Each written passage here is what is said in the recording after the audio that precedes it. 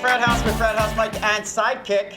And here we are. We are starting our second season, our second year, right here this week from the Frat House. Yep. And just one more time, Sidekick, I wanted to thank the folks, wonderful folks out there at MaGerk's Pub in Fort Washington, Pennsylvania, for having us out to their place last week for that tremendous and terrific first anniversary program that we did there. Plus all of our friends and our fans who came out and helped us celebrate as well. Terrific time it was. Now the best part about it though, Sidekick, and here's the best part, is that currently I'm trying to work out where in fact we might be able to broadcast at least once a month, right through to February with MaGerk's, at MaGerk's. And all I'm waiting on is... And that's in Fort Washington. That's in Fort Washington, yes it is. Thank you very much. That's right, that's where that is. And so we're hoping that maybe, in a show or so, we're going to be able to bring you the dates when we're going to be there. So that means what you got to do is you got to just keep tuning in every week, and we're going to have the information for you hopefully shortly. And then come out to the show. Absolutely, get out there. Come visit. Hey, it was a lot of fun last week. Hang out. Boy, it was a packed house. First round's on Mike. Ready? But let's get back to our regular lineup there, Sidekick. Yes. And that means that what we need to do is we need to update the happenings in NASCAR. Yes. And last Saturday night, we saw the last race of the regular season down at Richmond International Raceway. And as we pointed out in the show last week, really the question mark going into that were the wild cards. Mm-hmm. And who had the best chance of slipping in and getting in and making the chase. And while you had pointed out that, yes, in fact, it was very possible that, Denny Hamlin could have won his third race in a row. In fact, in the end, it turned out to be Clint Bowyer. Clint Bowyer took the checkered and won his got his second race of the season. Others who came in the top five at Richmond last week, Jeff Gordon came in second. Boo. And that was just enough, though. But that was just enough, really, to get him that final wild card position in the chase. Mark Martin, who had a terrific season this year, came in third. Tony Stewart came in fourth with his 10th top five finish. And Matt Kenseth came in fifth. And so now what it's looking like is for the next 10 weeks or so, our leaderboard is going to be reflecting not 5, but the standings of all 12 of the drivers that are currently in the chase. And as you can see from this, there's Denny Hamlin up there at the top with the number 1 seed. Yep. Jimmie Johnson's got the number 2 spot. Defending champion Tony Stewart is in the 3. There's Dale Jr. in the number 7. But I guess really the big story, Sidekick, to me, are the names that are absent. All right? Because absent from that list, Kyle Busch, Carl Edwards, Ryan Newman, these were all the names that were being talked about for a number of weeks going into each of the races, thinking that perhaps maybe they might be able to make that chase. Who do you think of this list has the best chance of coming out the champion? Tony Stewart. Really? Because I'm going to tell you right now, I think I wouldn't. Jimmie Johnson, I think. Just leave it at that. Okay, Tony Stewart. First race of the chase is coming up on Sunday at the Chicagoland Speedway. That'll be the first of 10. Coverage on that begins at 1 p.m. on ESPN. And the big question on that one, Sidekick, does the chase affect our fantasy strategies in any way at all? It does a little bit. Okay. What do we got for us? Well,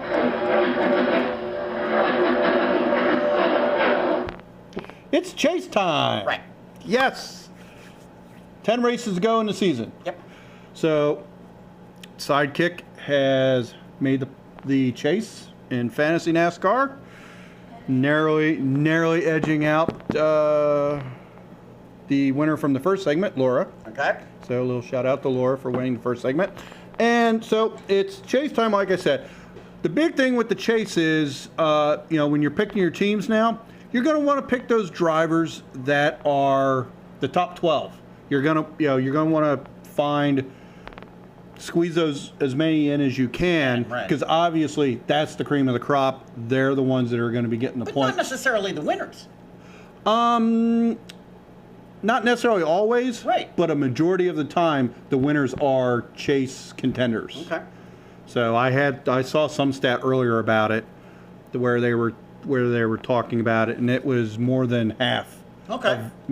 I think for the past 2 or 3 seasons, 9 out of 10 winners were Chase contenders. Okay. So that's where you're going to get, of course they're more expensive too. So You got to balance it, sure.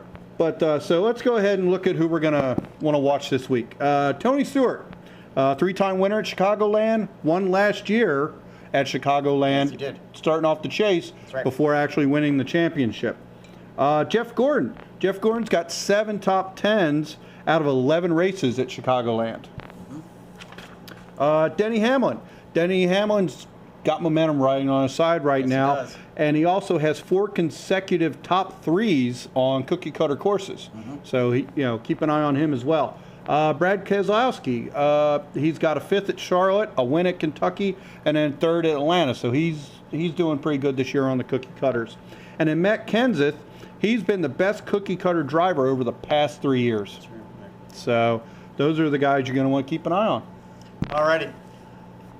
Well, before we move off of racing, though, we're going to bring in our Frat House Facebook post of the week. The other day, I had posted up the wild card results, and by doing that, I indicated there you have it. NASCAR's Jeff Gordon and Casey Kane make the chase. Kyle Busch, Carl Edwards, Ryan Newman on the outside looking in. To which our Facebook friend Mark responded, "Just curious, did Clint Bowyer cross the line upside down on fire?" Which I thought was Nice. pretty amusing. Good stuff there, Mark. We appreciate it. And keep that kind of stuff up, folks. Keep it up, particularly as we move into the NFL season. Keep it up, keep posting, and perhaps, you never know, we might highlight your post up here as well. Alrighty. Time for a little baseball. We didn't get a chance to do that last week. We were out on the road. Yep, we were on the road. We've got 2 weeks worth of kind of results to catch up on here. Yep. And a lot of things kind of have changed. In a moment, you're going to see not a lot has changed, but really a lot has changed. And I'll get to what I mean by that in just one moment. Let's go take a look at the league standings in the American League. Wow, we got the Orioles currently leading in the Surprise. East. The Yankees have really just kind of crumbled apart in the past 2 weeks, and that has allowed the Orioles and Buck Showalter to come in there and really put together quite a run at it. So they're leading in the East. They're actually tied with the Yankees, but the Orioles hold the tiebreaker. Chicago White Sox are only 1 game right now in front of the Detroit Tigers, and the Texas Rangers are only 3 games in front of the Oakland A's. All of those numbers have dropped over the past 2 weeks. Over in the wild card race, the Oakland A's right now and the New York Yankees would get the right to play for that 1-game wild card. Tampa Bay Rays, though, are right there in 3rd place. Now, over in the National League, Come on, Rays. there haven't been really many changes at all in the league standings at all. Really, when it comes right down to it, there's the Washington Nationals. They're still the best team in Major League Baseball. Now they're 8.5 games ahead of the Atlanta Braves in the East. The Cincinnati Reds a whopping 11.5 games in front of the Cardinals. And the San Francisco Giants are now 7 games in front of the Dodgers, despite that massive trade that the Dodgers made just a number of weeks ago in an attempt to overcome them. It's the wild card, however, where things have gotten really quite interesting and have really tightened up quite a bit. Currently in the wild card, it might appear that things are kind of the same as they were 2 weeks ago, but they're really, really not. Yes, if the season ended right now, the Braves would play the St. Louis Cardinals. And the Dodgers are right in the mix as well in number 3. But my goodness, everybody here in Philadelphia has got Phillies fever all of a sudden again, as the Phils are just 3 games out of the wild card, coming all the way back from, what were they, 10, 11 games out of the wild card, coming all the way back in just about a week and a half. Absolutely incredible. All right, so that's our Major League Baseball update on that one. Our favorite part of the show, though, coming right now, week 2. Yes. Week 2. Football. Let's talk a little NFL football. And since this is a new season and a new year for us, Sidekick, we thought we'd bring you a new analysis feature from the sideline with the Fan Junkie with our friend and analyst Jonathan Regis, and we taped that earlier this evening, and we're bringing that to you right now. All right, coming to us from the sideline right now, we've got is the Fan Junkie and our field analyst Jonathan Regis. Thanks for being with us, Jonathan. How are we doing tonight? Doing great. It's always a pleasure to be here, guys. Hey, we appreciate it. Hey, let's jump right into it. we came through week one of the NFL last week. A lot of sideline stories there. Give me your best. What do you think was the number one story that came out of last week's week one? Oh, it's got to be Peyton Manning and the Denver Broncos. Nobody expected Peyton Manning to play the way he was going to play, and he looked damn good. Yeah, I would agree. Absolutely. Yeah, no, he's impressive. Okay, now let's go over and take a look at your Jets, and it's no secret that you're our Jets analyst. Your Jets are going out to Pittsburgh this week, and Pittsburgh is a favorite by 6. Yes. Where do you see that one coming down? Is Mark Sanchez going to have a game like he did last week? We can only hope so. Yeah, well, you can. Depending on what kind of Mark Sanchez we get, it's really going to come down to that. If the offensive line is going to give Mark Sanchez the time to actually throw, like he did against the Buffalo Bills this past weekend, it's going to be a game. 6 points, man. I mean, that's you're going up against the Pittsburgh defense. Yeah, but I'm not too scared about that. It's not the same Steelers defense as it was a couple of seasons ago. That's true. We talked about that a little bit on the radio show. I mean, there was some talk that in fact Pittsburgh's getting a little long in the tooth, huh?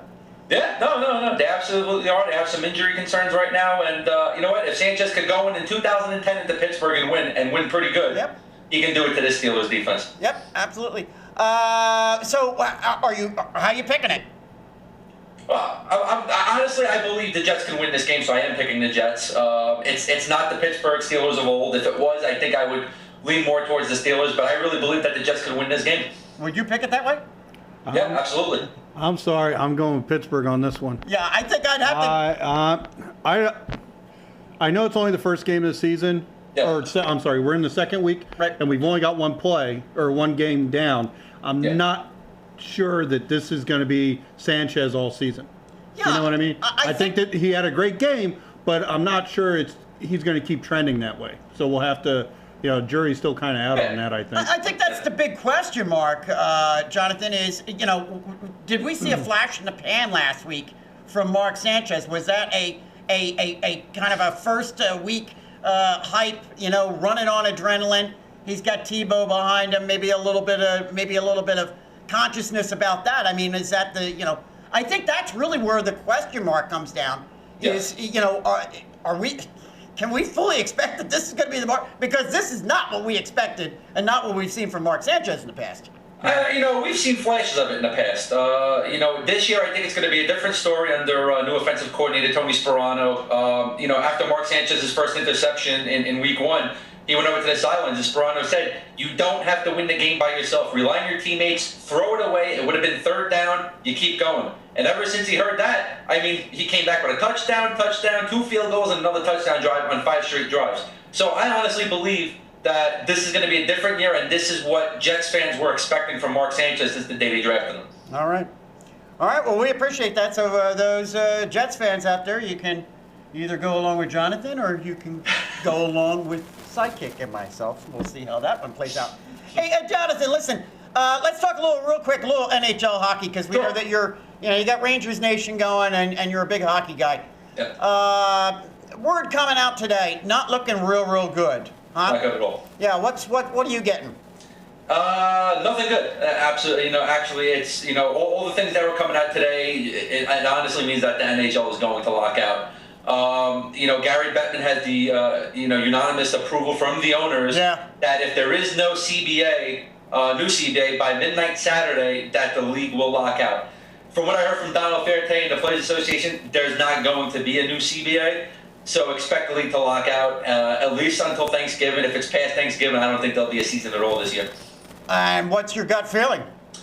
It's not looking good. My gut feeling is it's not. If there is a season, it'll be around Thanksgiving. If it's nowhere near that, then I don't think there's going to be a season this year, and it's going to be drastic for the National Hockey League. I really don't think the owners did themselves a favor by really going out and announcing in big way that they were unanimously backing Bettman today. They did not do themselves a favor with the fan base. Well, Bettman works for the owners, and the owners want Bettman working for them. So I wasn't shocked that they, were behind Bettman on this. It's, unfortunately, Bettman works for the owners. It's up to the owners to say, hey, listen, you know what? If there's not going to be a season, we need to lock out. And it's swinging both ways. I don't agree with either side. It's billionaires playing against billionaires at this point. Yeah. All right, Jonathan, not terribly good news there on the NHL front at all. But listen, we're going to get you back again. We'll have you back, and we'll talk a little more Jets in the future. And hopefully at that point, we'll be talking some NHL for real, huh? All right, yeah, I hope so. I look forward to it. All right, Jonathan, thanks very much. Okay, and there you have it from our field analyst, Jonathan Regis. And we'll be bringing him on pretty regularly as we go through, particularly as we go through the NFL season. And hopefully we have an NHL season to talk about later on with him as well, Sidekick. Yep. But tonight, we're going to go take a look at 4 key games in the NFL. And let's start it off this week, Sidekick, with we got the Baltimore Ravens 1-0 coming into the Philadelphia Eagles, who are also 1-0. That is a 1 o'clock game on Sunday. And the storyline, it seems to me, for this game has to be the 2 quarterbacks and the Baltimore defense. The Eagles are coming off a win, but it really didn't feel like one. 17-16 over the Cleveland Browns. Michael Vick was positively, my words, horrible. Horrible, okay? He put the ball in the air 56 times, intercepted 4 times, ended up with a 51.0 QB rating. In the meantime, everybody's talking about Joe Flacco like he's the second coming of Joe Montana. He ended up being 21 of 29 for 299 yards, 2 TDs, no interceptions, and a 128.4 QB rating. And led his team to a 44-13 whipping of the Cincinnati Bengals. Yet, Sidekick, despite the tough Baltimore defense that we expect to be coming in here to Lincoln Financial Field, the Eagles are a 2.5-point favorite in this game. What do you make of that? I wouldn't know what they're smoking. Honestly. I mean, I'm going with Baltimore on this. I can't see how the Eagles are going to pull this game off. Ray Rice, Ray Lewis, Joe Flacco, last week's game, how dominant they were versus how lackluster the Eagles looked. And then, you got coming out today, Andy Reid's, hey, no more media at the practices. Yeah. You got a problem with that? I don't have a problem with that. I don't have a problem with it, but looking at it from the outside, it makes sense to me. Because they're one of the rare teams that do it, but it looks to me like now Andy's starting maybe to feel the pressure. Or maybe he's got things he doesn't want the other side to get hold of. No, and I agree with, and that's fine, but, after having this long-standing openness to the media, now all of a sudden to say, hey, you can't, you guys can't come in now. Right. It kind of, it's funny timing. The line though hasn't moved on this game since it opened up on I guess late Sunday or Monday. It's been 2.5 steadily ever since then. Yeah. And yet that doesn't say anything to you at all? No, I think the Ravens defense is just gonna come in and shut Vic down. You're picking the Ravens? I wouldn't be surprised if you see Vic go out injured. You're picking the Ravens? I'm picking the Ravens. Quote the Raven, nevermore. I'm telling you right now, there's something to this one. That's your bomb diggity bomb, I think. And it's my bomb diggity bomb pick. Leave it to me to pull that one in there. Okay. You're picking the Ravens, but I'm going to tell you something. Something doesn't seem right to me on this one. 2.5 points, and it hasn't moved. I'm picking the Eagles. And that's not homerism. That's me saying something doesn't look right here. I don't get it. All right, let's go over and take a look at our second game, and that's the Washington Redskins, who are now 1-0 up against your St. Louis Rams, 0-1. That's the 4 o'clock game on Sunday. And frankly, Sidekick, I don't think anyone expected RG3 to come out and have the kind of premier game that he did last Sunday. This guy had the best quarterback rating of any quarterback in the entire league, going 19 of 26 for 320 yards, 2 TDs, no interceptions, and a QB rating of 139.9. And in my opinion, it's no small task beating the New Orleans Saints in New Orleans, as they did 40-32. In the meantime, your Rams fell to a rather hapless Matt Stafford and Detroit Lions, but not by much. Really, when it comes right down to it, they only lost 27-23. Sam Bradford in that particular game was not horrible, going 17 of 25 for 198 yards and 1 TD. So what happened here, Sidekick? What happened? Could your Rams possibly go 0-2? Washington is favored in this game by 3. I'm actually going with Washington on this game. And from from the standpoint that I know the defense is going to shut down RG3 versus what the Saints did to RG3. Right. You know, you saw what they did to Matt Stafford last week. Mm-hmm. I think you're going to see more of the same. I don't think you're going to see RG3 having that good of a game. Mm-hmm. But I don't have the faith that the Rams are going to be able to score, because when you look at the stats from last week, you know, Bradford, one touchdown. Yes. Jackson, no touchdown. 21 carries, 53 yards. Amendola, no touchdowns. Mm-hmm. So you've got two guys that are hurt on the offensive line. I believe Saffold's is actually going to play this weekend. They thought at first he wasn't. It looks like he was at practice today, so he's full practice, so he's probably going to play this weekend. I just don't think they can score enough to keep up with the Redskins. So I'm going to go with the Redskins on this one. I might shock you. I'm going to tell you right now. One game a quarterback does not make, and I can't see RG3 doing it 2 weeks in a row. I'm going to take the upset. I'm going to pick the Rams. Game 3, Detroit Lions 1-0 at the San Francisco 49ers, and they are as well one game. This is the 8 o'clock game on Sunday. And we just talked a little bit about the really bad start that Matt Stafford had in the Lions win, going 32 of 48 and being picked. He was picked 3 times in that game, by the way. Ended up with a quarterback rating of 69.4. This was not the Matt Stafford that I think probably anybody had expected to see. In the meantime, there you got the 49ers. No small task that they went into Lambeau and beat the Green Bay Packers 30-22. But in this one, Alex Smith looked like, the second coming of Joe Flacco, going 20 of 26 for 211 yards. 2 TDs and no interceptions. Frank Gore had a terrific day as well. San Fran is favored by 6.5. Does that line seem high to you? No, I don't think so. Okay, so where are we going? I'm going San Francisco. I mean, here's the other thing though about last week's game though. Megatron got shut down. Yes, I mean, he got 111 yards, but he didn't sniff the end zone. Right. So really uncharacteristic game for the Lions. Mm-hmm. And when we were talking to John, one game doesn't set, you can't make a trend off. You can't make a trend off one game. Yep. But it's something to keep in the back of your head.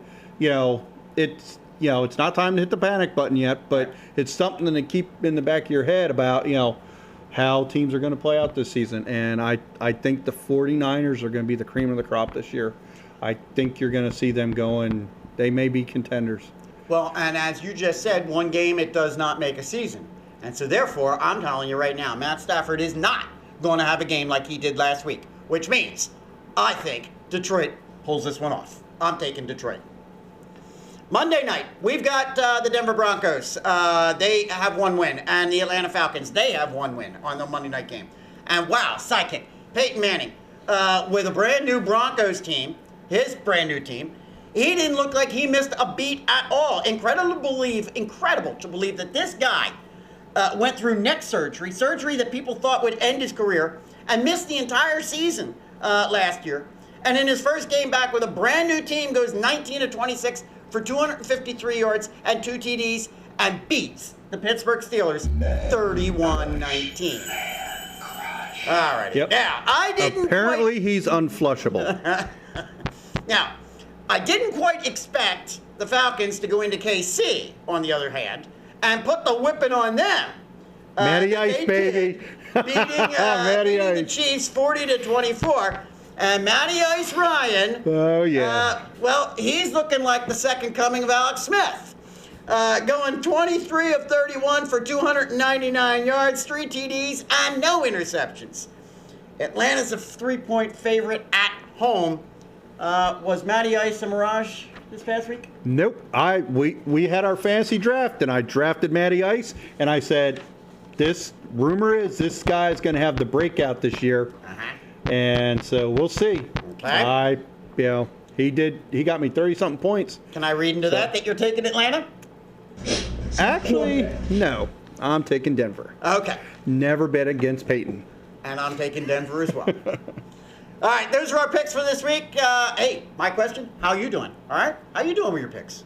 And we'll let you know at the end of this show how we just did with ours and how we did from last week.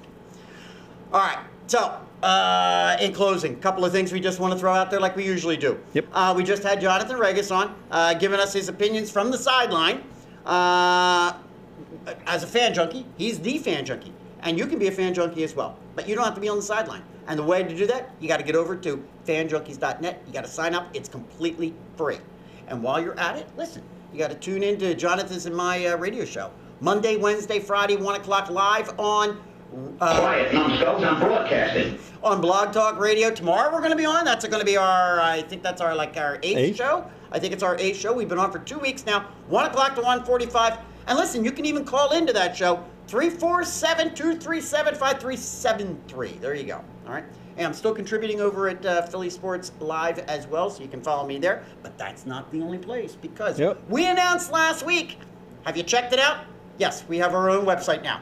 www.frathousesports.net. All right. Make sure you get over there, check us out, check out some of my writings. We got other writers that are working for us. And listen, I'm always looking for new ones. So if you would like to write about sports, any sport, makes no difference, any team, any event, just get in touch with us. I'll put you to work. I got stuff for you to do.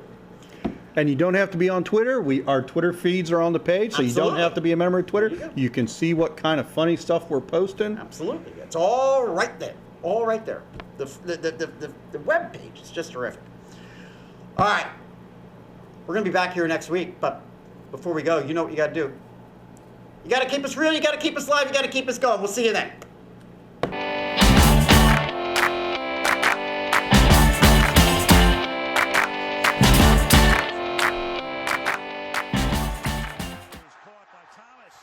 Thomas gets blocking inside the 40, the 30, the 10 now. Touchdown Denver. He himself has made more big plays than the entire league did a season ago. Just beautifully called by Peyton Manning. He saw it, he took advantage of it,